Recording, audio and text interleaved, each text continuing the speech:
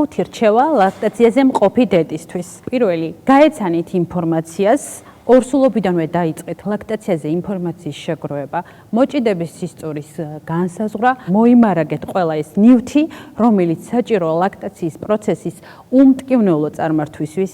ეს არის რძის ელექტროსაწველი, რძის ბუნებრივი ტუმბი, ანუ ჰააკა, ლანოლინის კრემი, ბალიში ლაქტაციის, რომელიც წორმოჭიდებაში აუცილებლად დაგეხმარებათ, ლაქტაციის ბიუხალტერი, პრენატალი, რომ დედა იყოს ენერგიაზე, ძალიან ბევრ ვიტამინს გასცემს დედა ზუძუთი კვების დროს და აუცილებელია რომ ეს ვიტამინები შევივსოთ და ამაში პრენატალი დაგვეხმარება ყველაზე მეტად. მესამე რჩევა ეს არის რომ დედამ დაუთმოს დრო საკუთარ დასვენებას, გამოიძინოს კარგად, ჭამოს კარგად, იმიტომ რომ მეორე ადამიანს რომ სათანადოდ მოუაროთ, ჩვენ თვითონ უნდა ვიყოთ ამისთვის ენერგიით ახსავსე. არ მოусმინოთ მითებს, არ მოусმინოთ ბებიებს, მამიდებს და ბიცოლებს, რომლებმაც 5 შვილი გაზარდეს.